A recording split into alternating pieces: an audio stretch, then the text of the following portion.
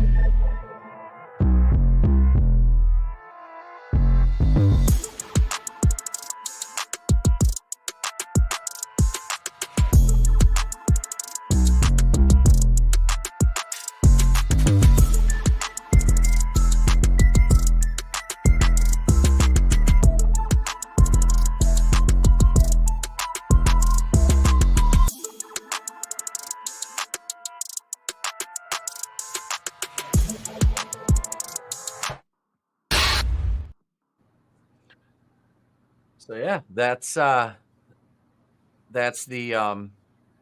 thank you right there for our channel members, which we appreciate you. We really do. You guys rock. Thank you for supporting us over here. I mailed you your package as you saw in the DM today. We got a very generous gift from Sean Etep, and yeah, that I haven't opened mine yet. The box that I sent you, I haven't opened it yet because I figured we could open them together. It'd be kind of fun to do that on the air. I'll open mine. I know you don't, not on camera, but I'll open it. I'm so excited. There is a Dream Warriors wall tapestry in there, or wall hanging. I'm framing that. Wow. Yeah. That's awesome. I was like, that is my favorite Nightmare on Elm Street movie. So I'm like, I will be framing that. What's up, Brutal? Good to see you, my man. Good to see you. Hey, Brutal. You're saying it is a generous package like that pole vaulter. God damn it, manliness. Oh, what's up, manliness? Good to see you, bro. Good to see you. So we are here tonight. We gather here this evening, friends and family, ghouls and goblins alike, to review the movie Abigail, which we'll start right now.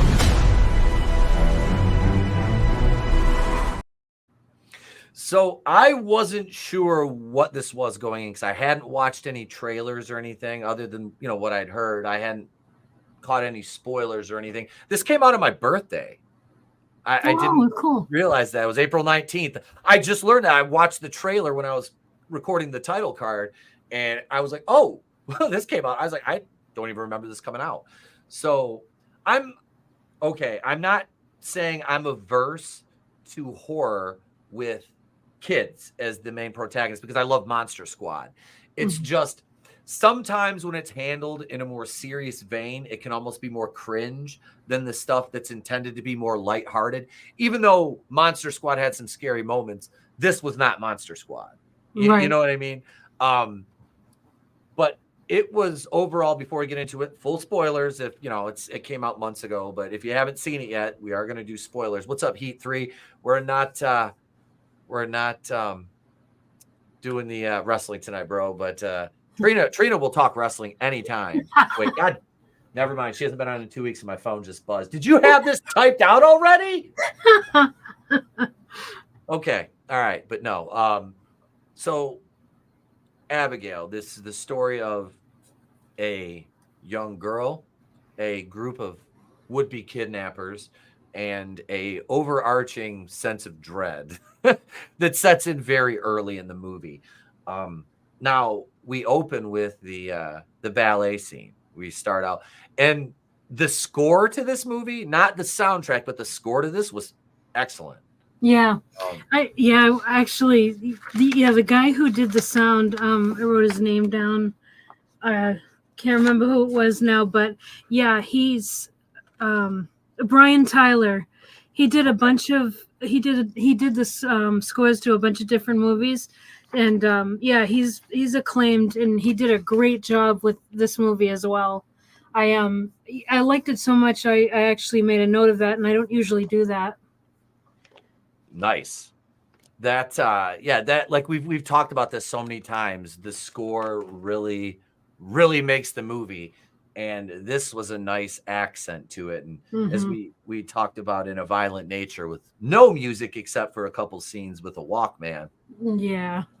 This was very welcome. The cast in this, pretty solid. Very. It was funny. I did not know Giancarlo Esposito was in this. I'm sorry, I shouldn't use his government name. I'll use his real name, Gus Fring. Yes. I'm gonna use his real name. As I was told, that's not his name. His name is not Giancarlo Esposito. It's Gus Fring. Okay, so we got him. Martin Keem, Martin Keem, the big guy. He played the French Canadian. Yep. Always plays a great heel. He was the fat shit in the X-Men movie. Remember that? No, it was one of the old X-Men movies. It was like, if I saw it, I would remember. Like, yeah, if you pointed it out to me, I would remember. Oh yeah, that's the guy. He was wearing like a big fat suit in it because he was like, I can't remember who he was. Oh, it was one okay. Of the X-Men. Yeah. I remember. Okay. It was a boxing scene with him and Wolverine. Yeah. And then Lost. He played a hella fucking violent merc in Lost in season, I want to say it was like season 4 or 5. So it was like right before the writer's strike. But yeah, he always plays a great heel. I feel like the black guy that played the Marine, I've seen him in something, but I didn't catch his name. William Catlett. What has he been in? Like he's very familiar. Yeah, he looked familiar, but I couldn't place him. He's I want to say he's been in like another horror action movie I've seen. He's got like that the very like pronounced frame. Like he's a very well-built guy. That's like, I mean, I swear to God, I've seen this dude in something else, like in an action like fighting movie or some shit like that. But yeah, I'm looking it up. I'm trying to see if we recognize. And the blonde girl that played Joey, I think she was, because they are all named after characters from the Rat Pack. All of the okay, the blonde girl was Alicia Ware no, that's Abigail. Never mind. The one that was Sammy. Yes, the hacker chick. Yes, that was Catherine Newton. Trey recognized her from Stranger Things season 4, the California arc. She was 11's bully at the roller rink, the one that got hit in the face with the roller skate. Oh, okay. I don't remember that. Trey, he was like, "That's the one that bullied 11, Dad." I'm like, "What?" Because he was watching scenes from the movie in the back seat of the truck while we were driving home the day I was going to watch it. So yeah, he was like, and then we started watching the movie and he couldn't make it. He's like, no. The first kill got him. But we'll get there. So the little girl comes home from ballet. She comes home from ballet. They show her, performing. Comes home, obviously very affluent house. She's got a driver. I can't remember what kind of car it was, but it was like baller status car. Drops her off this. You kind of get an idea of how big the house is, but not quite. Until you see our gang breaking. They break in before she gets home, and they're kind of lying in wait for her. And on the way there, we kind of get to know them a little bit, and the Dean, the driver. Oh my God. Angus Cloud. That guy did an excellent job because he played a complete buffoon and he sold the shit out of it. And R.I.P. to him. He actually is no longer with us. Really? Yep. Oh, that guy was young. Yeah. Oh my God, that's fucking sad. And speaking of that, rest in peace to Charles Cyphers. Yes. Sheriff Brackett. Yes, thank you. Sheriff Brackett from Halloween, and then he came back for Halloween Kills because Evil Dies Tonight. But yeah, I didn't know that. I didn't know that actor had passed away that played Dean. Jesus. July 31st, 2023. Oh, Maron, he died before. That was like the guy in Blood Salvage that played Hiram. When Loudy and I reviewed that, we were looking through stuff for the review, and he had died like a month or two before the movie dropped. Like he died of AIDS. Died of AIDS before the movie came out. But that was the 1980s, and that happened. Anyway,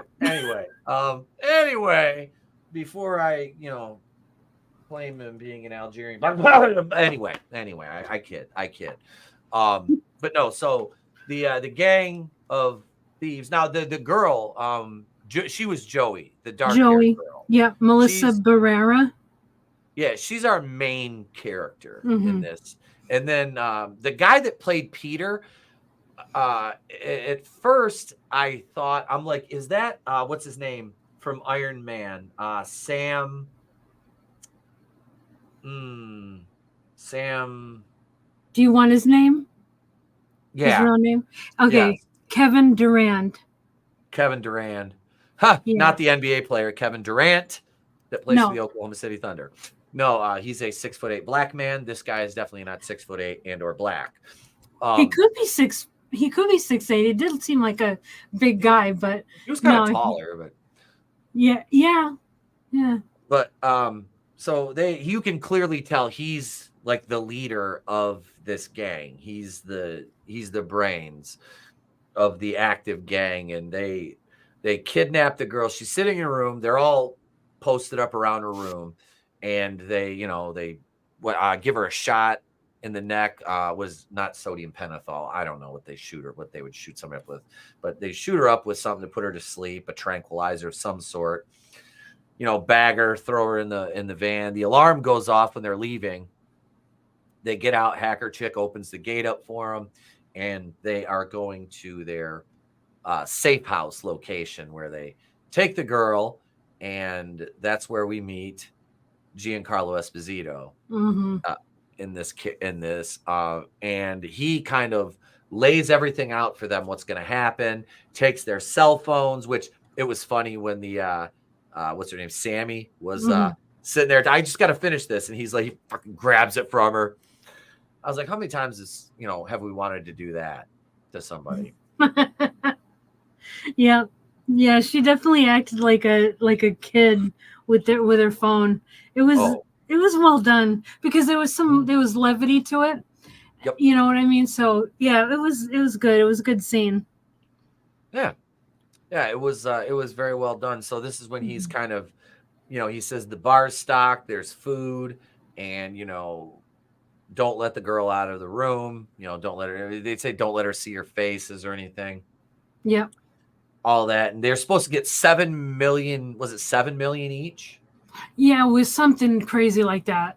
Yeah, $7 million each because it was a like a $50 million total or Hmm. something like that. They had mentioned, which I'm like in my head, I'm like, wait, if there's what was there 7 of them or whatever? I was like 50 million each. I'm like, I'm trying to do the math in my head. I'm like, what is that? Anyway, um,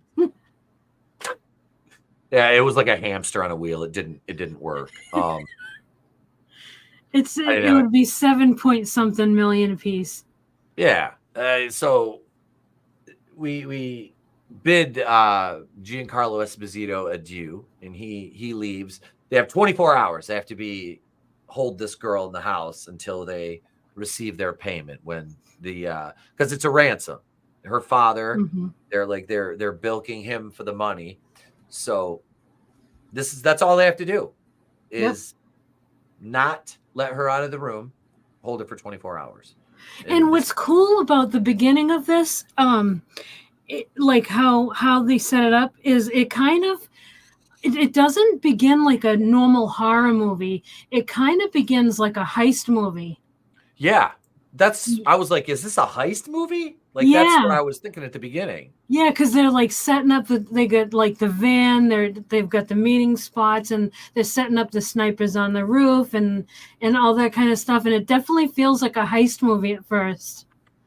It's unique. It's actually Mhm. really cool how they did this. Yeah, I liked them giving them all Rat Pack names. Yeah, I thought that was cool, yeah. and, it's kind of funny because, like, the younger like, the blonde girl, she doesn't obviously get it, you know? Mm-hmm. Yeah, I'm like, "Oh god," but yeah, that was it was good. I like that. So yeah, they're left to their devices in this palatial estate, and then problems happen, don't they? yep, I'll let you yep. go ahead. Well, they start so yeah, when they're starting off, they kind of set Joey, the main woman in the group, as kind of like this uh motherly figure at first, because like they were gonna one of the guys was gonna punch Abigail in the face as they were kidnapping her, and she held his hand back, and so she's protective over this kid. And so Gus Fring's character in the movie, his name is Lambert. Um, he decides that Joey is the one that's she's the only one that's going to have contact with Abigail, and but none of them can reveal their face to her or anything like that, and they can't like tell each other their names, and not for obvious reasons. And yeah, so Joey goes and checks on Abigail, and Abigail just seems like this sweet, innocent kid. And Joey's taking care of her, like, are your cuffs too tight and stuff like that. And she loosens the cuffs for her, and they're kind of setting up a little bit of like the a relationship between Joey and Abigail right off the bat. And Yeah. she's like, I won't let anybody hurt you, don't worry. And she ungags Abigail, or was she already ungagged? I can't remember. But Abigail ends up saying, I'm so sorry for what's going to happen to you and your friends, or all you guys, or something like that. And then Joey goes down and asks, like, okay, so who is this girl? She's asking Lambert, and Lambert's like, you don't need to know her name. And she's like, no, I don't care about her name. Like, who does she belong to? And and yeah, then he explains, like, I don't think he says who her father is, because we find out later, and it's actually like it's a big reveal when we find out. Yeah. So Lambert is keeping things close to the vest, and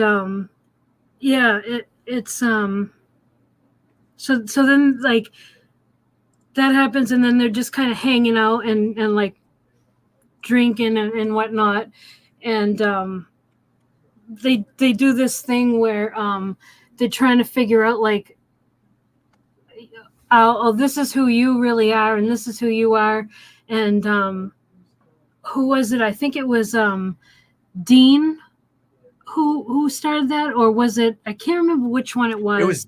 It was Dean. He's like, let me do my man, come out, man, this dude right here, boy. I was like, what is he, Boomhauer or Eminem? Yeah.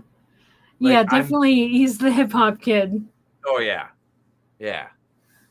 Hey, welcome, Elena. Thank you for joining us. Welcome. Good to see you. Good to see you.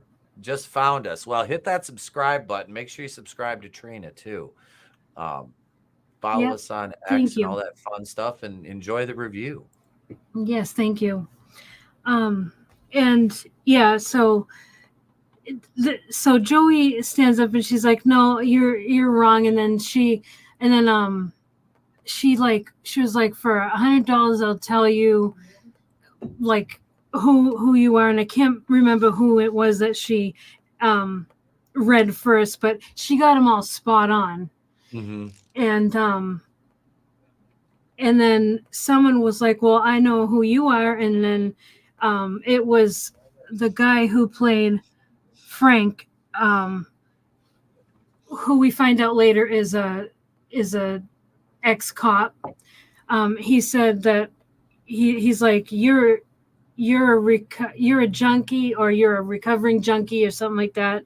And he's like, because you can't stop eating candy, and that's one of the big signs. And he's like, a cop knows a junkie, because she called it that he was a former cop. And so we kind of get an idea of who all these guys are, which was pretty cool. And then so then I've got that. Looking at my notes. And then so I forgot to mention, so after Abigail says, "I'm sorry for what's going to happen to you," when she goes downstairs and she asks about Abigail's father, and then she finds out that he's Christophe Lazar. And that's a known big time like gangster and scary dude. So they discuss like just abandoning the operation, but people are like, well, this job is worth a lot of money, so we want to stick with it. And so they're like, well, they can't leave. They also can't leave because she's seen Joey's face, because Joey accidentally revealed her face to Abigail.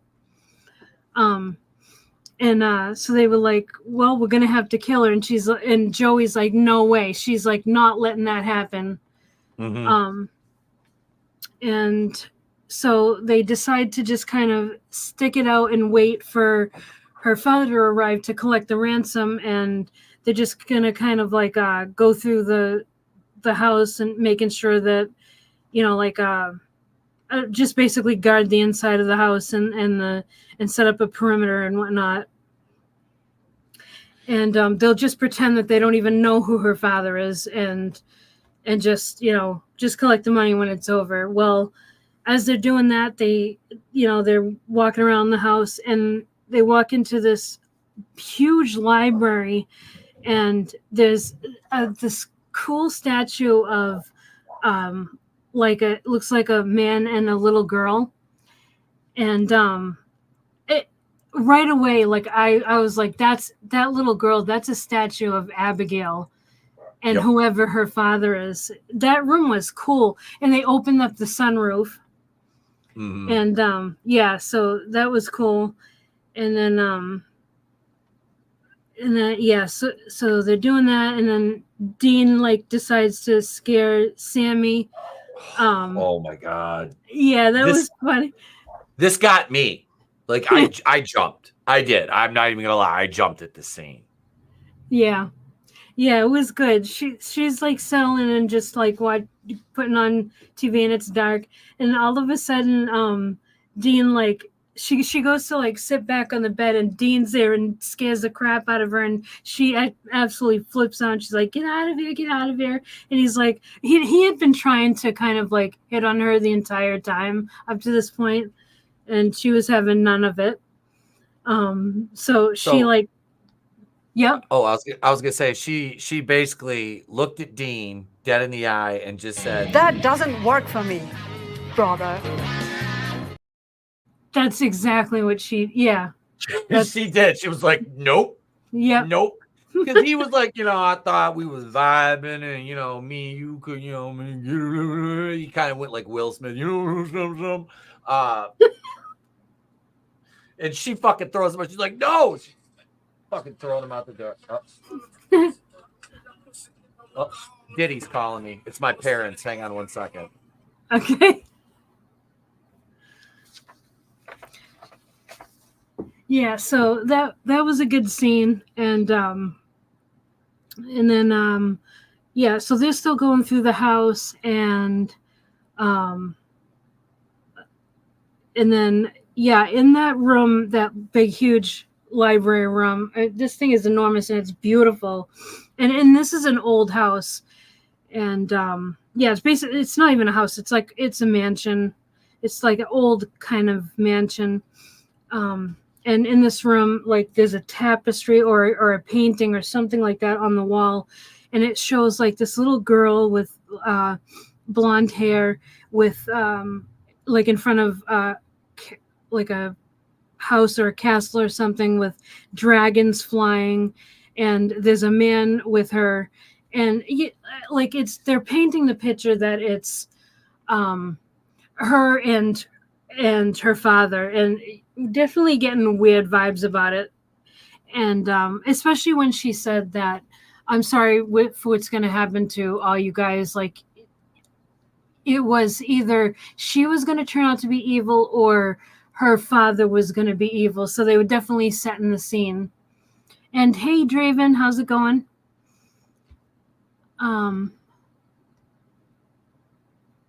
Hey, Papa, how you doing? And so they're still wandering around, and then who was it? Someone went down into the basement. I think it was Dean that went into the basement. And then he gets startled by a rat, and as he's walking by, you hear this sound, but you don't see anything. And then all of a sudden he's like screaming really loud, but he's down in the basement. But Sammy does hear something, so she goes to investigate, and she discovers him like sitting at a table, not facing her. And when she kind of gets closer, his head falls off, and she pukes and has a violent reaction to that. And so they get together, all these kidnapper guys, they get together, and they're like, "Okay, we need to talk, we need to discuss about this Lazar guy and who he is." And so they start talking about the stories they've heard, and they talk about this guy named Valdez. Oh, hey, Trey, how's it going? Hello. How you doing? Here. Good. Go ahead. Good to see you again. I just wanted to come down for like 10 minutes to talk about the movie. Awesome. Happy to have you. What? She said happy to have you. Thank you. So what did you think of the movie? I watched half of it, but I thought the kill scenes were good. Oh, did you? Okay. So did I. Yeah, it was good. So what did you think about Abigail? I thought that was cool to have a vampire movie. Yeah. Wasn't Little it kid cool? vampire. It was a little girl vampire. I mean, a little girl ballerina vampire. Yeah, she's like a ballerina, I think. Yeah. So, What? You're fine. Go ahead. I just like the kill scenes, and then I went blank after the one guy's neck shown. Yeah. Then me and Dad watched something different. My mom went upstairs and watched it in her room, the rest. That's cool. But so you were done with it after that? You were like, okay, I think I'm done with this movie. Yeah. I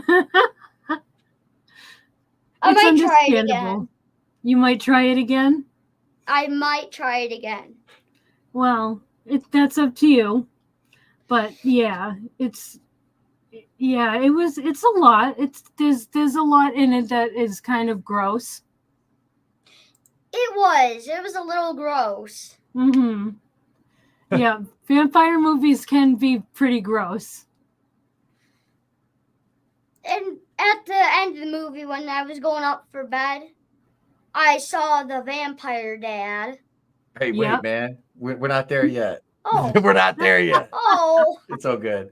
It's okay, Draven Trey. asked if you've seen Lost Boys yet. Yes, I have. I have seen Lost Boys. Nice. I really like the movie. It's a great movie, isn't it? It is. It's a really good movie. I've seen it once Once or twice. or twice. We listen to that song from Tim Capello, I Still Believe, all the time. Yeah, it's a good song. Yep. That one is a classic. All right, buddy. I love you. All right, see you, Dad. Bye, Trey. Great to see you ya. again. Right. I just wanted to come down for a little bit to talk about the movie. I'm glad you did. It was awesome to have you. Thank you. It was awesome to have you too. And I also got a movie for 2 weeks. In 2 weeks. Which one? Megan. Oh, yeah. He wants us to review Megan. Awesome. I love that was a one. good one. I haven't seen it Yes. yet, so. I watched it all. When I got up, I went in my room and I was on it. Nice. I could watch every kill scene. Like, there's no parts that were too gory. Well, that's good. I'm glad you enjoyed it. Yeah, we'll have fun reviewing that. You will. It's a good one. I might come back on. Oh, cool. He's booking himself. You'll be our guest. How's that? Yep, I'll be our guest. All right, buddy. Nice. All right, see everyone. Have a good night, Trey. Subscribe. Nice. It's my man. Oh, so that was Trey's thoughts on what he saw of Abigail. Yeah, it was like the Marine guy, the black dude. It's when he got he was like, nope. Yeah. What up, Tollbat? Stubborn Hey, Tollbat. Scorpio. Welcome. Hello, That's a everybody. new name. It's a new name. Welcome. He is that kid. That kid's more of that. Yeah. Yeah, he is a great kid. Yeah, he's good. He's good. He's getting ready to go back to school here in a couple weeks. 2 weeks. Oh man. Yeah, you're telling me. Because that means you go back to school too, right? Yeah, I cut my job down by half. I'm only teaching 1 day a week. I told him nope, I'm not doing full-time gym. I can't with everything going on outside of that. Anyway, that's another story. Yeah, we're having a private conversation here. Yeah, we just branched right into it. I'm stoned. I just branched right into it. Eat like 4 edibles before the show started. Everybody's like, "Oh, this guy's a fucking parent of the year." Relax, slap nuts. My wife is right upstairs with him. But Jesus, now I go back to smoking dope. Wait for him to leave. I'm like, come on, man. I haven't hit in like 2 minutes. I'm jonesing. Anyway, so Where were we at? Where were we at here? Okay, so I was just talking about how what is her name? Sammy finds Dean in the basement, and how Yes. he lost his head. Yeah. And oh then my God. that was The effects in this movie Yeah. are fantastic. I can rave about that because the effects were, I'm pretty sure it was outside of like the transformation and a few of the things, it was pretty much all practical. Like Mhm. I didn't see much CG in this. I mean, I'm sure there was a little bit tucked in there somewhere, but this looked to be mostly practical effects, which, I mean, it's great. I love that. I'm a huge proponent of that. And the Dean's head falling, that was fucking great. Yeah. I was never so happy to see somebody get murdered as I was him. Jesus. When I was like, well, first of all, why'd you go down there, dumbass? You hear a noise, and of course you investigated because you're white, first of all. Yeah. And in this light, if you're new here, I am Caucasian, just so I'm not being racist against white people. But no, I was never so happy to see somebody fucking die. He was, Dean was out early, and I feel bad saying that now because the actor's dead. I know. Right? Do I have to feel bad about that? Like about saying that about the character? I mean, it was a well acted character, but it was like a character that you're like, okay, this guy's clearly not going to live.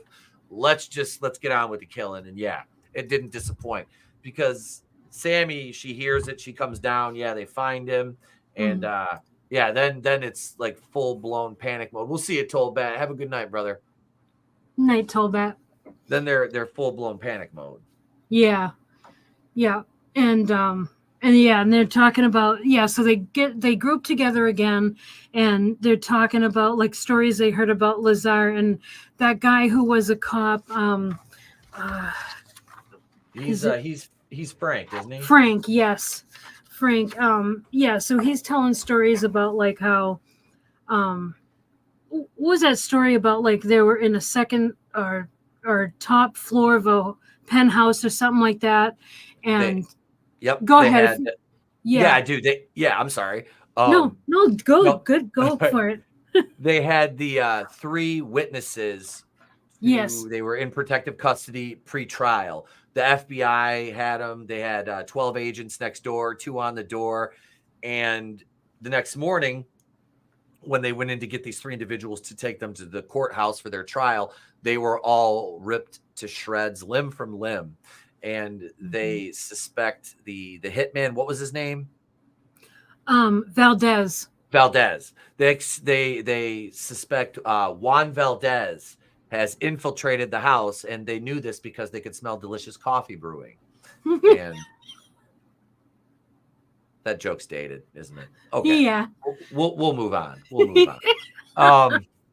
Okay, note to myself, no more Juan Valdez jokes, make it Starbucks. Valdez worked for this one, sue me. So they are in fear of this. The Valdez story reminded me of like Kaiser Soze from The Usual Suspect. You know what I mean? It was like that myth, the mythical, it's like, oh my God, he's in the house. Nobody knows who he is, where he is. He could be one of us. It was. Oh my God, that's exactly what they. I feel like that's exactly what they did because it was so perfectly done, and the way that this was kind of set up as not just a horror, but also like this heist and mystery at the same time. It's a whodunit. It's a whodunit horror. That's what it's whodunit horror. Yep, exactly. Oh man, yeah. This movie is like, it's been a while since we've had an original horror movie. And this is. I gotta say, this is original. I mean, I know some elements are like with Abigail, like she's kind of like an inspiration from Dracula's daughter, but it's still very, very original the way they've done it, and that's what I appreciate so much about this. Wasn't there was it Let Me In? Was the other child? Was it that one? Okay. Yep. And that came out like 5 5-6 years ago, if not more, maybe, I think it was. So the original was Let the Right One In. okay, And this is that was a remake. I was not aware Yep. of that. All right. Yeah. Okay. And it was I would say this is definitely different. Mm. I mean, it's a kid vampire, but definitely different. But the story is completely like Yes. completely different than, because that one was like the kid was getting bullied and Mhm. wasn't it in that? Yeah, and then the vampire kind of befriended. Yep. I think, or am I thinking of another movie? No, Yeah. that's Okay, it that's might like, yeah. have happened in another movie, but yeah, that's what happened in Yeah. the Let the Right One In, and then Let Me In, the remake. Yeah. Okay. But yeah, this is, it's, you can't just quantify this as a vampire movie because it's like a mystery. Like I said, it's a whodunit kind of, heist slash, it's horror whodunit heist. Is, if that's a new genre, then this movie fits perfectly in it. It really does. Plus, like, it's an ensemble movie. It's like, yeah, it's so good. It really is good. It's original and it was well done. And they gave the characters some depth. Yes. Yep. And they worked to get like the characters themselves, like they didn't all like each other, but it worked in how they didn't like each other. Yeah. Like there was still chemistry. Wicked, very good writing. Yeah. Yeah. I was very surprised. You're talking about original ideas. Mm-hmm. This one, it kind of, it strikes me the same vein as the first time, and it's a completely different genre, completely different movie, but Hell House. Yes. In the fact that it's let's try this concept and see if it works. Mm-hmm. And to me, this was kind of an explorative venture in horror, like, because you're tying the heist movies in with a vampire story, and it really meshed. Like I said, the cast had tremendous chemistry. Mm-hmm. So it all came across really well in terms of the presentation and the story and the flow of it. And there was never like a scene with two characters where you're looking into it and it's like, yeah, you can tell they don't, you know what I mean? Everything worked. I don't know.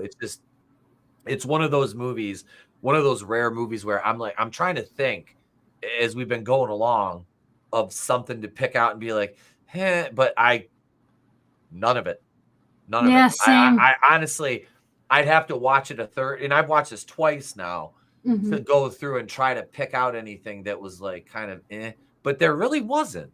No, I have no complaints. No, she had, wait, okay, I don't want to jump ahead, but so they're splitting off now. We're splitting off and we're searching the house, and Joey goes with the Black Marine guy, which I can't remember who was he. He was Rickles, He was Don Rickles. Yeah, that's right. That was fucking funny. Like, who the motherfucking Don fucking Rickles, Dean. But yeah, and I'm in my head, I'm like, I wonder how many people in the audience are like having to Google who Don Rickles is, Mr. Warmth, Yeah. But so he was Rickles, and he's like, he's like, because they made a point to show on her cell phone, like when it was lit up, there was a picture of her and her son as her screensaver. So she's got a kid. That's why she's relating so well to Abigail. Mm-hmm. That's why she's protective of her. So he's like, we're going to get through this. You're going to see your kid again. And he goes ahead of her and she turns around, and they framed it. This shot, it was filmed so beautifully. The way they obscure him behind her. And then you see him standing there down the hall, and you just see him kind of like twitch a little bit. And as she gets closer to him, you can hear him going, and you turn around and his whole fucking throat and like half his face is just ripped off. Yep. And I was like, this is the one thing though. It was kind of funny. It's like, cause he waited right until she got there to fall over and die, which, but in terms of the movie, it worked, but it was just that was the one thing right there. That's like, if I can correlate this to wrestling, having to wait when an opponent is injured and they have to sit there and sell their injury, which is obviously not that severe, and they're waiting for the attacker to come back and either put him in another move or, hit him again. That's what this reminded me of. I was like, it's a good sell, but the suspension of disbelief is like, are you really going to wait that long to collapse after your throat and face have been ripped out? Like, shock is only going to carry you so far. But I don't have a problem with it. You know what I mean? It's I have to joke about something. And that was the one thing that I could kind of like joke about that was like, but it wasn't terrible. It didn't take me out of the movie or anything. Like the wife and I both turned to each other. It's like, so how long are you really going to stand there after that happens? But it's just like, she's a fucking vampire. It's a vampire movie. Roll with it. And so it's a pretty, that's the scene where Trey was like, nope. I can understand that. Nope. And I'm like, you've watched every Friday the 13th and Halloween except Friday the 13th part 5. And that's just because how much nudity's in that one. Yeah. But it's funny. The way things hit differently. Yeah, definitely. To a different audience. I mean, I can watch a slasher movie any time of day or night and be fine.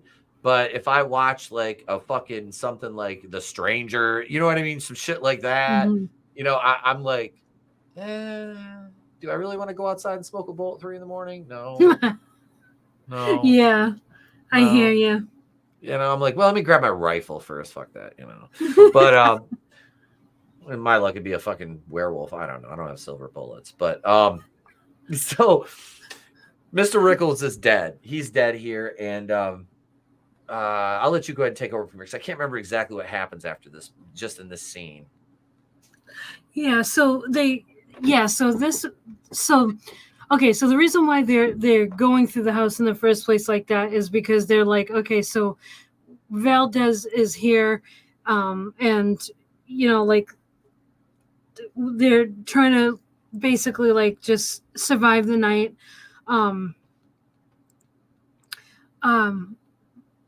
But before that, Joey goes in and asks Abigail if anyone besides her and the man with the glasses, because remember the cop guy, he goes into her room at one point and she saw his face or his eyes or something like that, and he was like, yeah. Well, are you talking when Frank went in to visit Abigail? Yeah, and she saw.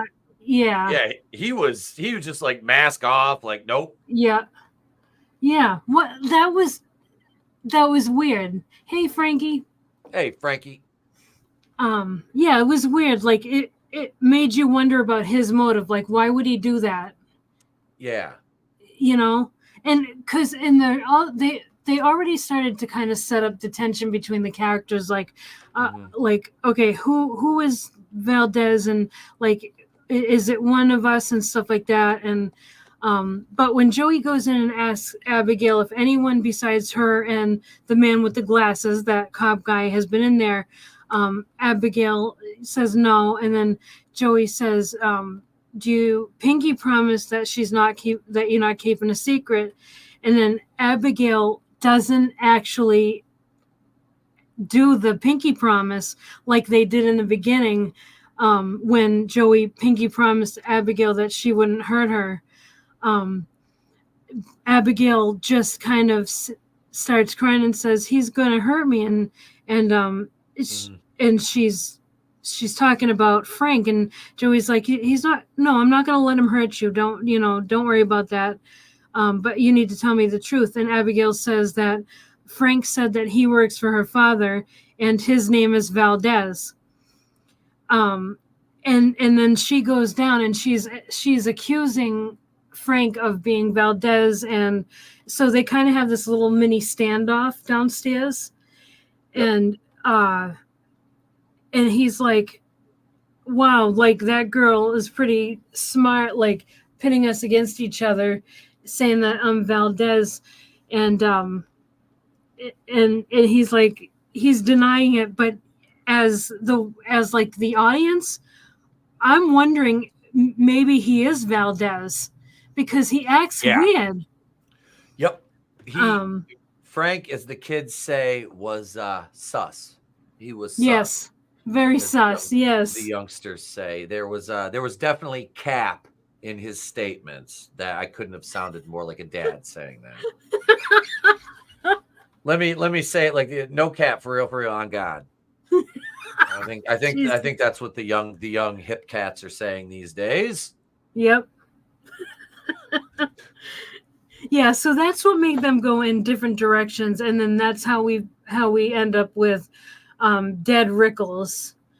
And yeah, so then because they're like basically they're trying to figure out who Valdez is.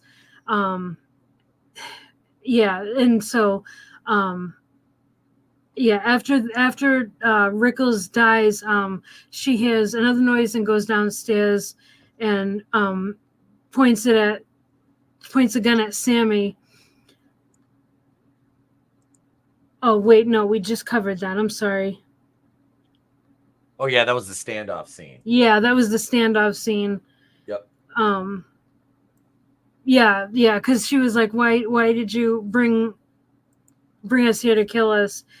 And yeah, I can't remember how it came to be that they decided Frank wasn't Valdez. I think it worked out I'm trying to think of the timeline of events, how that came to pass. I didn't take notes. I should have on this one, but well, they end up deciding that Frank is not Valdez, and I think this is where they come up with a plan to kill her. Yes, and because you have Sammy, Frank, and Peter. Peter is Martin Keem, the big guy, and they're going to go up there and they're gonna kill her. And yeah, I remember what's her name, Joey let her out of her handcuffs, and that's when she started to fucking get out.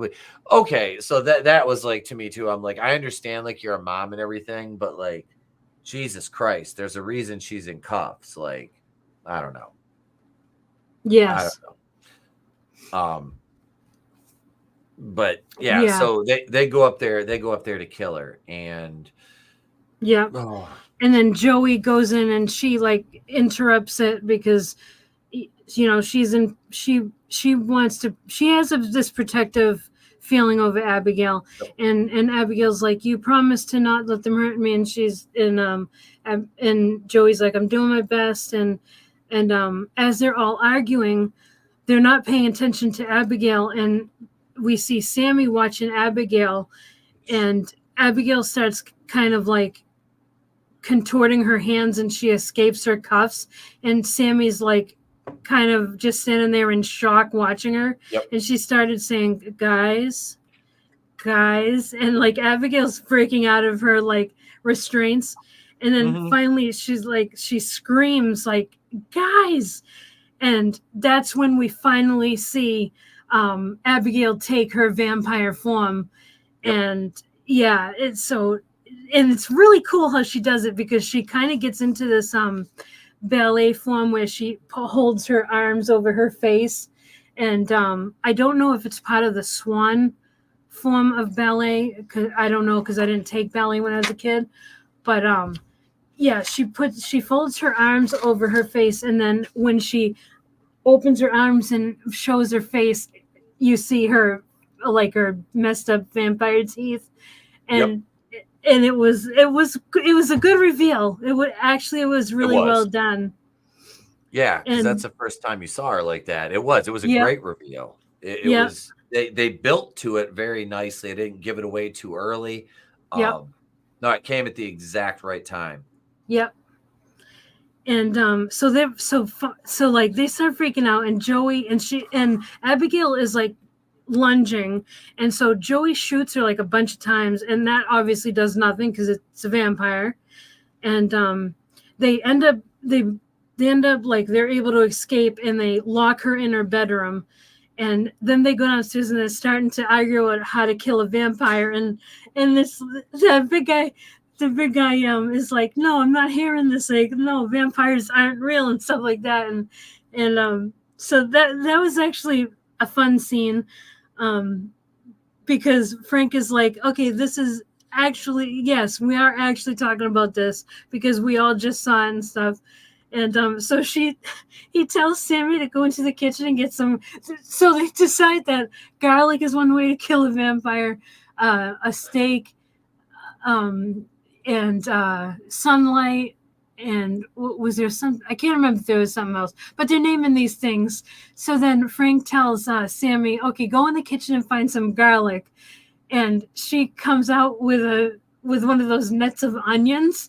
And he's like, Sammy, those are onions. And she's like, well, I don't cook. I don't know. Those, oh man, yeah, Stubborn Scorpio, like, he gets it. Yeah, that was funny. Yeah. I love that. I love how they worked in humor into that. Mm-hmm. And the humor wasn't contrived to where it took you out of the movie. Right. You know? Yeah, it totally flowed in the conversation. Yep. Because it was like, yeah, like this cop was from New York, and so he had that sarcasm. Oh yeah. And, yeah. So, and yeah, it was just good. It's good. I liked it. And okay, so then you could tell he was like that hard-boiled, because he was a detective, that hard-boiled detective, like that grizzled kind of, like, I've seen it all kind of veteran. Because at one point he tells Joe, he's like, don't ever fuck with me. Yeah. Yeah.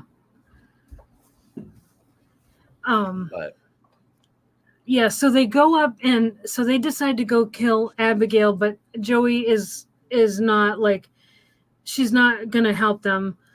Nope. And so they're searching for her, and they walk in.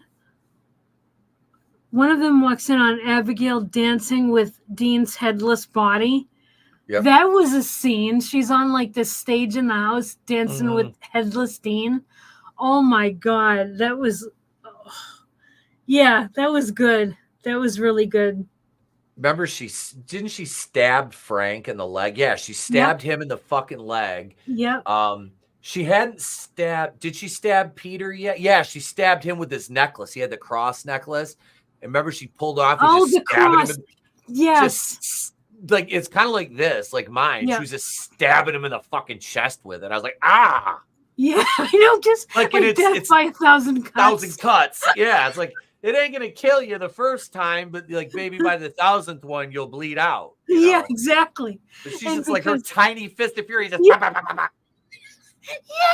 and because she's a vampire, she's moving really fast, so she's like constantly stabbing him.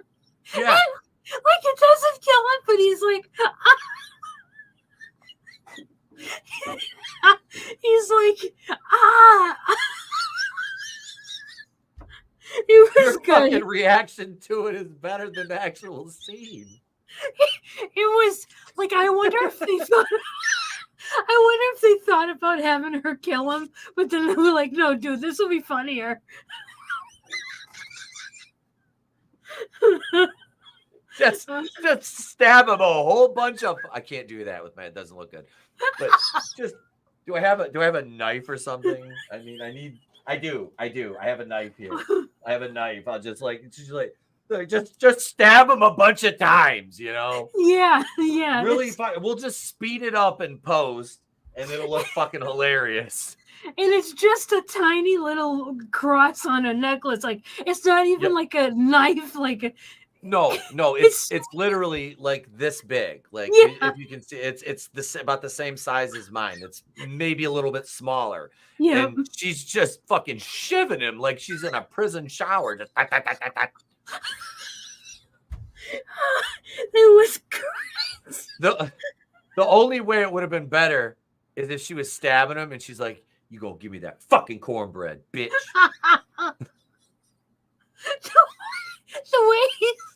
The way he laid there, kind of like recoiled whenever he stabbed. Yeah, he was like, "Is this really fucking happening? Ow, ow."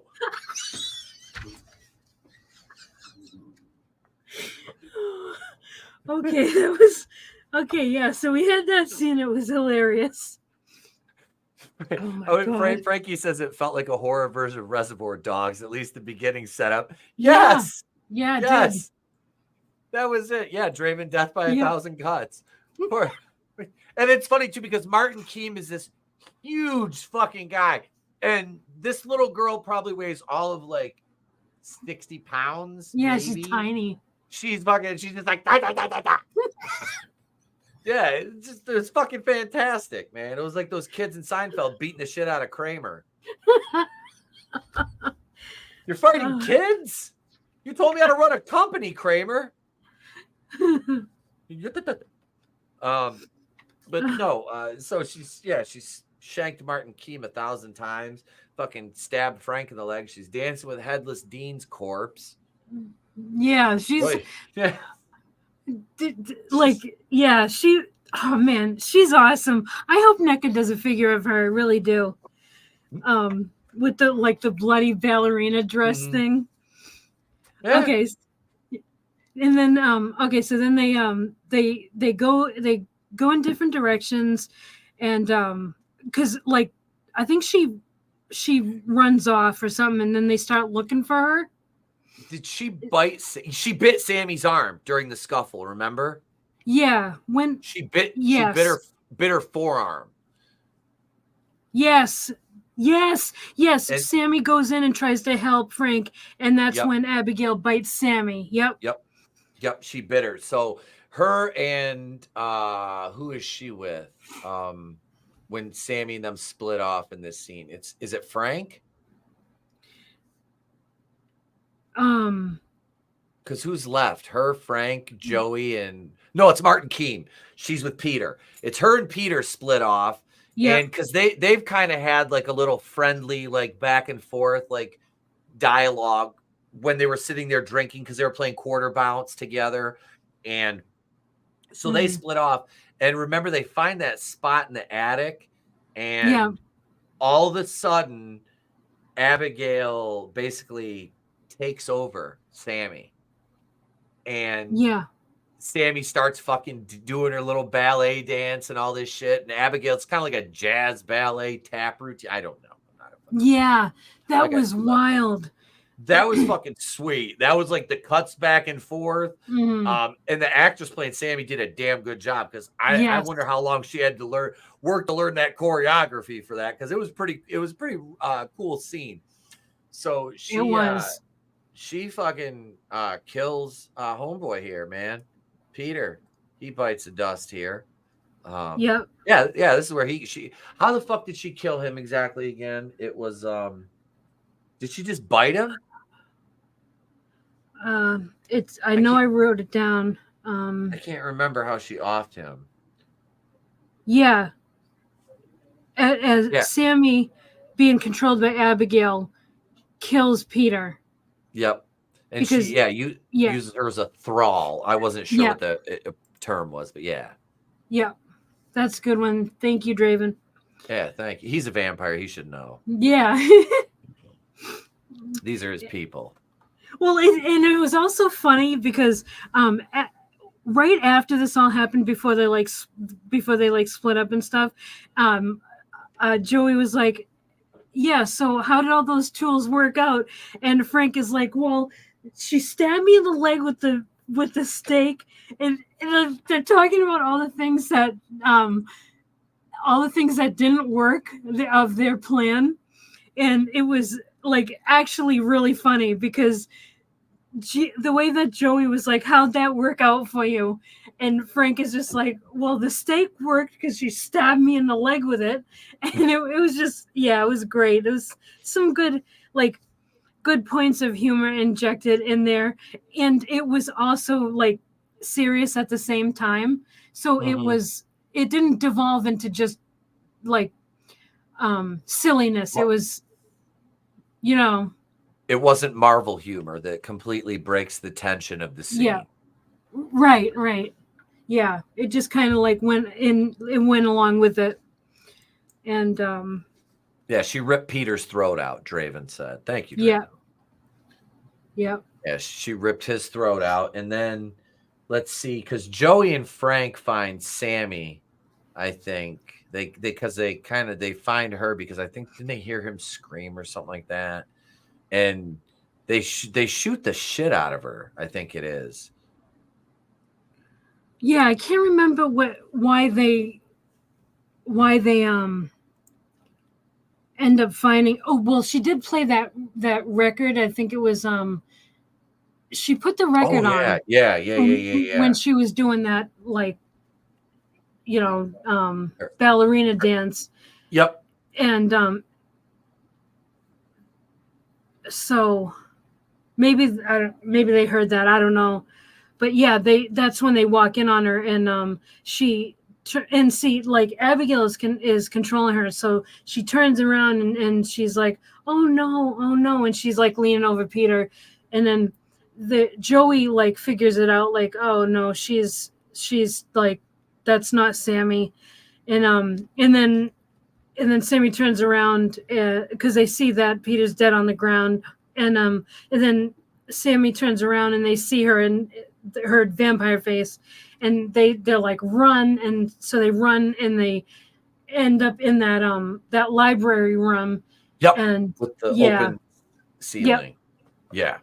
Yeah. And Sammy, through Abigail, or Abigail through Sammy, I should say, is like, I always hated this room. This is when my father turned me and stuff. And then after she says what she needed to say, she's like, but we could always make new memories. And then she goes to lunch after Joey and Frank, and Joey takes like this silver tray that's on the table next to them, and she uses the tray as like to reflect light onto Sammy, and that makes her explode. And I don't know if you've ever seen True Blood. I've seen some of the episodes of it because my wife just watched it. Okay, well, that's the way the vampires die in this movie is just like how they die in True Blood. They explode. And so yeah, that was really that looked awesome. Yeah, it's projectile. Yeah, they it's a fucking grenade, just boom. Yep. So that was, so they dispensed with her, and so now it's just Joey and Frank left. Frank. Yeah. And they find this like secret passageway in that library. So, and they're like, well, what do you do when you find a secret passageway? You go through it, of course. So they go through, and that's where they find Lambert, and we discover that he's a vampire too, but he was turned a couple years ago, and he's been basically doing her bidding, like her and her father's bidding, by getting all of her father's enemies there and killing them. Like he brings them there so that they can kill him. And he's like, but how about we team up and eliminate them and we take over? And of course that appeals to Frank because he's a kind of a dirtbag. Yeah. And he's like, F it, bite me. So Lambert bites him, and then he gives him his blood, and then like there's like projectile vomiting blood, and then he turns, but and like one of them, Lambert or Frank, like knocks Joey out while he Frank. does. Yeah. Okay. And so that knocks her out, and then she wakes up after he's turned, and she ends up like being able to kill. Who does she kill first? Was it Lambert or was it Frank? Lambert. Okay. Lambert died first. Okay. Yeah. And then I'm trying to find. I have it written down. I've lost it in the notes here. because Frank was fighting with Abigail, and Yeah.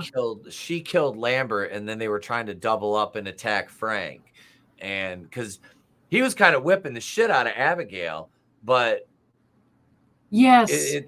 and like he was fucking like tossing her ass around, but he like the things she can do as a vampire, like using a thrall and things like that, Frank can't do yet because he's just turned.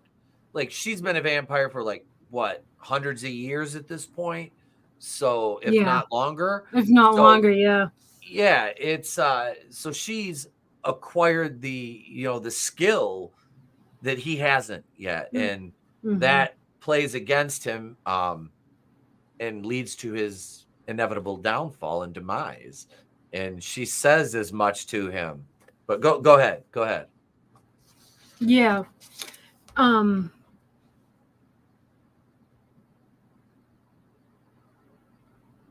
Yeah, because at one point they do end up being able to subdue Abigail, and they cage her for a bit in like the basement or whatever room it was. Yep. And she's like, if you let me go, I'll let two of you live. And then one of them talks too much. I can't remember who it was, and she says, okay, so now it's only going to be one. And they walk off because they don't want to deal, like they don't want to make a deal with her. So Peter goes, and so they walk off, and then Peter goes to open the cage, but then he says, like, no, he's not going to do that. And he and he like taunts her. The whole time she was able to leave the cage, she just busts out on her own anyway. She fucking blows the door off the hinges and just takes him off his feet with it. Yep. And yeah, and then, which was a really cool scene. It really was. It was awesome. Because he's thinking he's in control the whole time, and then she's like, yeah, nope, not at all, bud. Yes, okay, so yeah, and that's how we find out that where the secret passageway is in the library, because she mentions it. Yeah, so that's how that happened. And yeah, okay. And that was how they got to Lambert. Yeah. Which led to Joey getting knocked out and Lambert turning Frank. Yep, and Frank okay, yeah, and then Abigail comes up and she's weak. Why is she weak at this point? Someone almost drains her. Was it Frank? Frank almost drained her, and then she says, "You have to drain me to kill me." Yes, that's right. That's right. And yeah, and then Abigail and Joey end up teaming up to take out Frank. And which was a really good fight sequence. Yeah, it was. It was awesome because Frank has the upper hand for like pretty much the whole time, because Abigail is like her strength is down, because he took her blood and stuff, and that's why she needs Joey to help her. And so at one point Frank like sticks a pole through Joey through her shoulder, and he's got her pinned to the wall with it. Yep.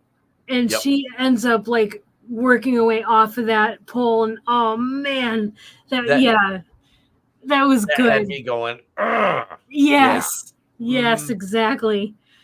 And then she starts helping. Abigail, and like Abigail's doing these neat tricks and stuff because she's a vampire, and then they finally they get the stake, and they have Frank down on the ground, and Frank ends up biting Joey during this fight, and then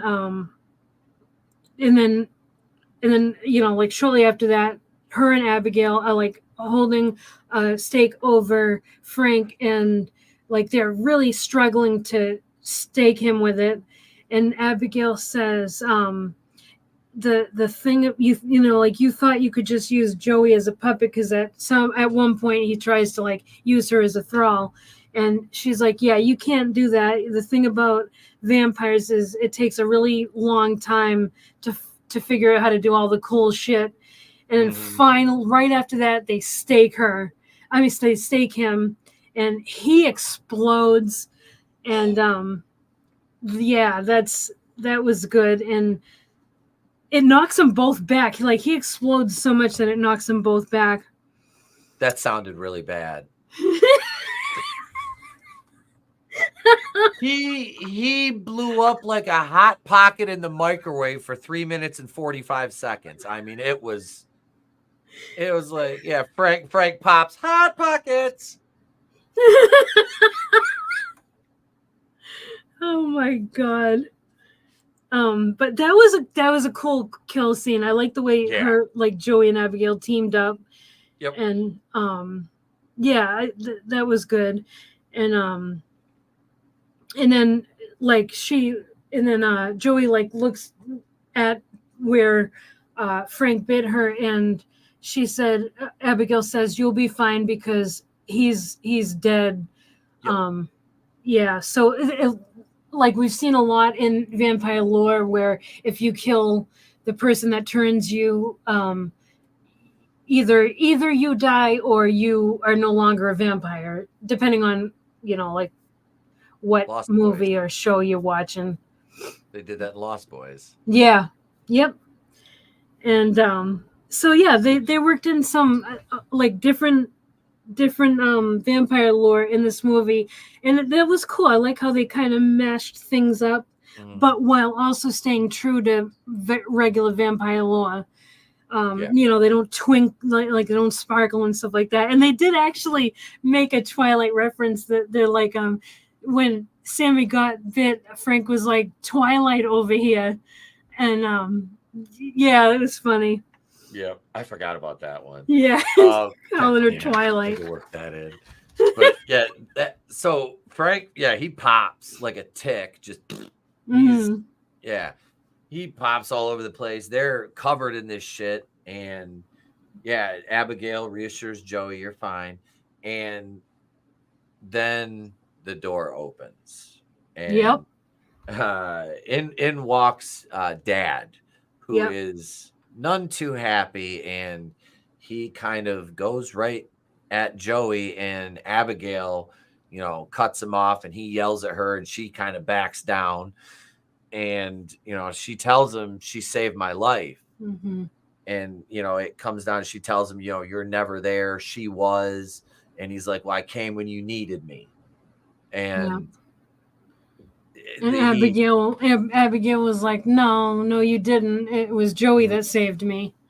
Yep. And she didn't even have to say that. He was like, they were just looking at each other, and he got that message, which I thought was a very good scene, because then he backed off and he was like, okay, I think you better leave now, Joey, because it's getting like to be dinner time. And so yeah, Joey, like they let Joey leave, and just like the movie begins with Joey getting out one of her pops or lollipops, she gets in her car after and takes out that same lollipop and then drives off. Yep. I like when she's walking out, she's like, what the fuck was that? Yeah. It was fucking great. That was a good ending. It was a good ending. Yeah, I liked this movie. I enjoyed it. It was fun. It had enough little jump scares, and you know, the special effects were top notch. Yeah. I'm gonna look this up real quick because I want to see what it made, what the budget was. Because so hey Tony. What up? Hey Tone. Hey Tone. What's up, Tone? Don't be no bigot, Tone. Actually, go ahead. It's fine. We don't care. Let's see. So this one made $42,408,994 worldwide. Let me look up the budget though. Yeah, I didn't write down the budget. I don't think I was able to find it. Estimates the film 28 million. Yep, Frankie's got it right here in the chat. Thank you, Frankie. Small profit, you know, but yeah, it's not like you're going to do a sequel. It doesn't need a sequel. You know, you've told the story. You don't need spin-offs. You don't need an Abigail verse. No, we do. Yeah, like we don't need. Not everything needs to be a franchise. No, like with like 10 sequels and then a prequel. Like not everything needs that. No, not at all. This is available on Peacock. Manliness. He said he wants to watch it. Yeah, it's on Peacock, bro. Super movie. Abigail versus hey man, I'm gonna smell your hair. She wouldn't even eat him. She wouldn't even bite him. Hopefully she'd just be like, never mind. She would leave him alone, is what I'm gonna say, because we're on YouTube. Yeah. Anyway. If I'm scoring this on a 1 to 5, well, I'm gonna be very, very generous this one because I really enjoyed it. I'm gonna go ahead and say this is a 4 out of 5 for me. Like I said, there was really nothing I disliked about it. The pacing was good. It had, what was it, an hour and 53-minute runtime? Yeah. Didn't feel like it. And you and I both agree that sweet spot for horror is 85 to 90. Yeah. This just being under 2 hours didn't feel, there was no scenes that you're like, okay, are we still doing this? You know, right. Nothing like that at all. It was very well done. Not CG, but the special effects were good. The kills were good.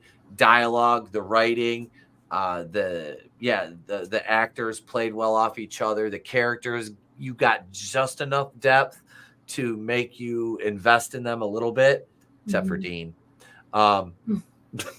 Yeah, but no, I enjoyed this. I'll give it, like I said, I'm 4 out of 5 on this one, definitely. Okay. Let me ask you: is there a reason why you didn't give it 5? Because nobody's perfect. Okay. It'd take a lot for me to give something a 5, like objectively. You know what I mean? But this, I just look at it like, if I give it a 5, that sets a very, very high precedent. And while I thoroughly enjoyed this movie, like I said, it's nothing against the movie. That's just how I rate. You know what I mean? Yeah. But yeah, I mean, it was absolutely, I loved it. There's, like I said, there's nothing I really didn't like about this. The kid never got annoying. That's a big thing in the movies, especially with child actors, is this child going to get annoying at some point in this movie where I'm like, fuck this kid. Yeah. Not in a Hollywood sense, but like, away with you. Yeah. Not in a I work for Disney World kind of way, but in a go away heat. No, she was good. The young lady played this role very well. Yeah, she delivered her lines well. She did all the action sequences that she did, that you could tell were her. I'm sure she had some kind of stunt double at some point, obviously. But no, it was well done. I enjoyed it. Like I said, I like the cast. Yeah. 4 out of 5. Okay, so I am undecided between giving it 4 or 5. I'm willing to give it 5 because it was there's nothing about it that I would change. I loved the acting was great. The concept was amazing. And I don't even like vampire movies, and I loved this movie. Yeah, you know what? I'm going with 5. Okay. Yep, I've got nothing, no negatives about it. Okay. All right, I'm writing this down because I gotta come up with a chart of all our scores. But yeah, so 5. All right, so I was 4 of 5, and Trina is 5 of 5. Have you given anything a 5 yet? No, I don't think so. I don't think you have. Yeah, I don't think. Oh, sorry. Yeah, I can't think of anything that off the top of my head. I think this might be the first. I know I haven't. Yeah. But no, I'm not second guessing you. I'm not.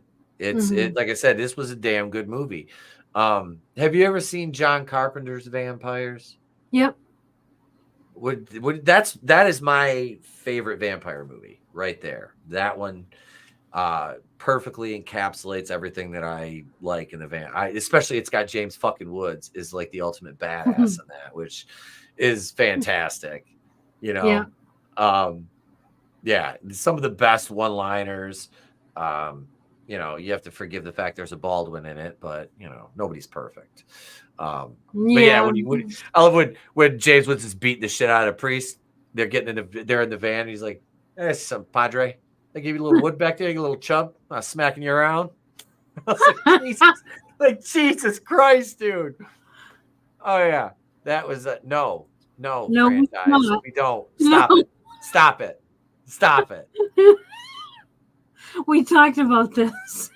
Where's that? Where's my Zack Snyder clip? We talked about this. We have no affiliation with Abigail. What they're gonna.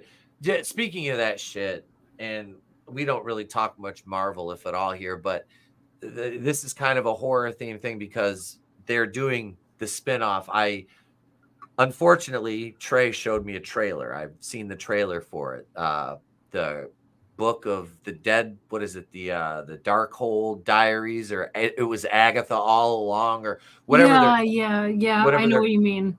I watched the trailer for it, and the one guy in it is a fucking twink. I'm like,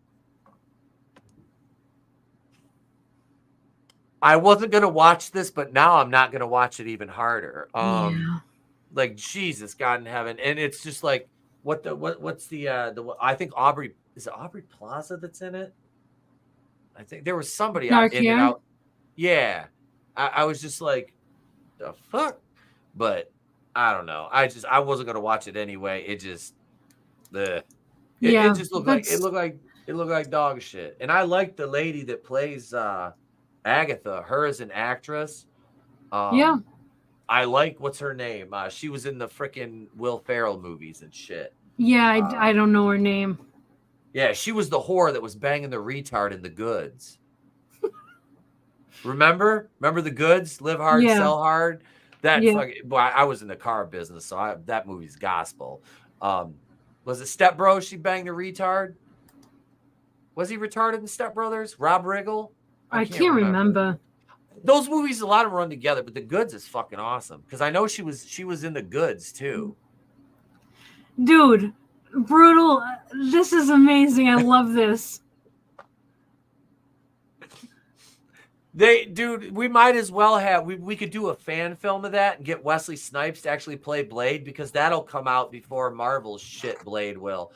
Aren't they like they're gonna like focus on his daughter in the movie allegedly? I haven't read anything about it because I avoid anything Disney Marvel with the plague.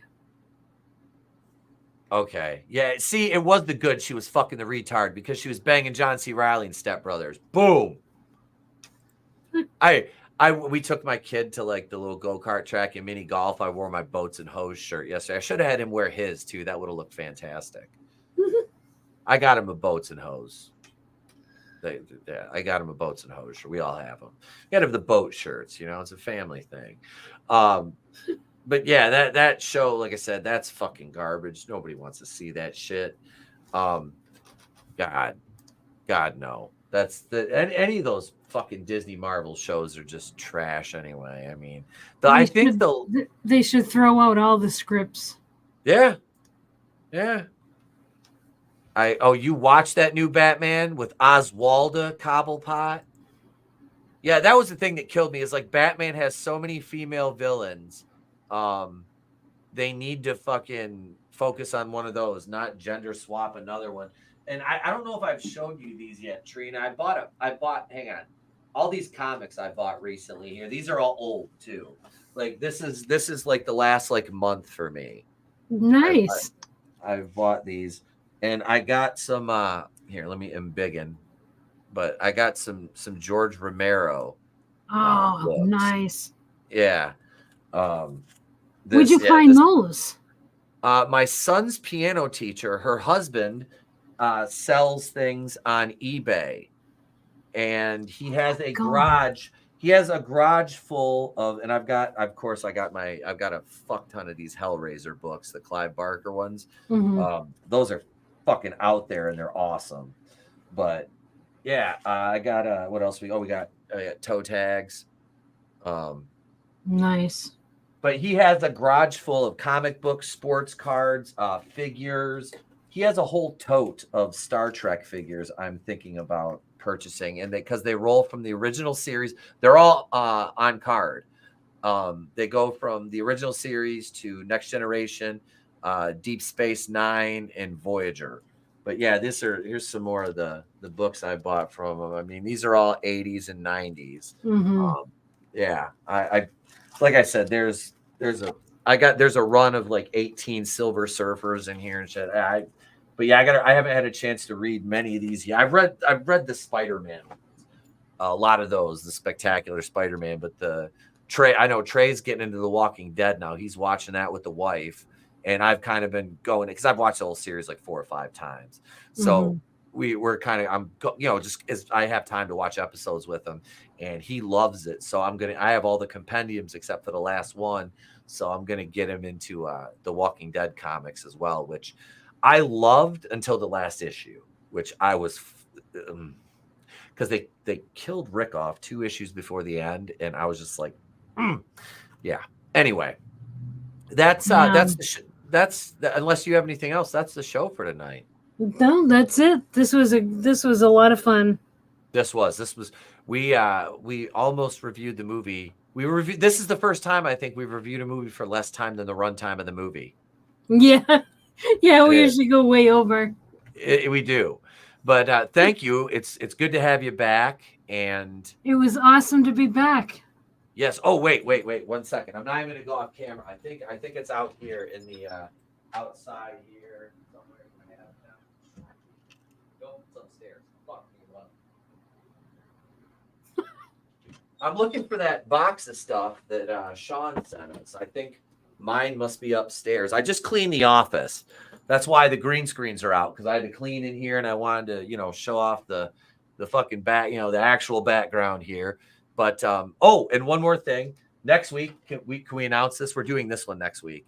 Deer Camp 86. Mm-hmm. Looking forward to it. Oh yeah. Let me read you the tagline is, "They should have stayed in Detroit where it was safe." Anybody never knows that? Never mind. So here's the synopsis, the back of the box, as it were. In the fall of 1986, 6 friends from Detroit traveled to northern Michigan to partake in the annual tradition of deer hunting. But something horrific has been awakened, and the hunters have become the hunted. So, yeah, I can't wait to do this. As soon as I heard northern Michigan, I'm like, okay, I'm in deer hunting, which I've done since I was a kid. I'm like, all right, let's go. And I saw it on the shelf in Walmart, and I'm like, Trina, we got to do this one. And she was able to find it. So we're going to be reviewing this one next Tuesday. And I will let you know if there's anything cool on the I don't know if there's any extra features on this, because they didn't have a Blu-ray for it. But yeah, so we picked that up, and we'll be reviewing that next Tuesday. Tomorrow night, 8:05 Eastern here, Ryan Cadaver will be joining us as we'll be streaming Fit to Kill as we continue our Lethal Ladies series on the channel. The Andy Sedaris Bullets, Bombs, and Babes. We got it right here. And the full commentary will be available on Patreon, as are the last 4. And in about an hour here, I might do a test stream because I got an HDMI to AC. So I'm going to stream some Nintendo 64 shit in a little while. Awesome. And maybe even some Sega Genesis, because I'm really good at NHL 94 and NBA Live 96. So yeah, might get to see some of that. But until next time, folks, be sure to subscribe to Trina. Hey, yeah, speaking, we had Sean Estep send us stuff. If you want to send something to the P.O. Box real quick before we go, here's how you do that.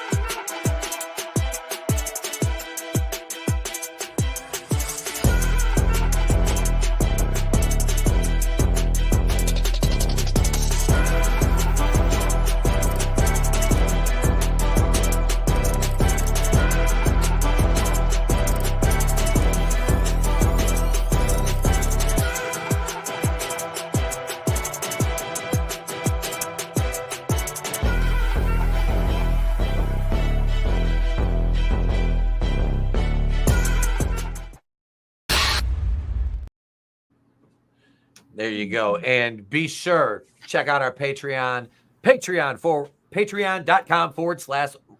Jesus Christ. Can we do that again? We're live, pal. Patreon.com/ Wrestling with Horror 420. There you go, right there. That's the Patreon. $2 a month. You can become a brain buster. Access to everything on the site. So thank you, Trina, again, for being a wonderful co-host. It's great to have you back. Looking forward to next week. Thank you, dear. Thank you. And thank you to everybody in the chat. And thank you to anyone catching on the replay. We appreciate you all. Absolutely. Thank you, everybody, all the channel members, everybody in the chat commenting. Thank you so much. Have a great night. Remember, it's always better to burn out than fade away. We'll see you tomorrow night at 8:05.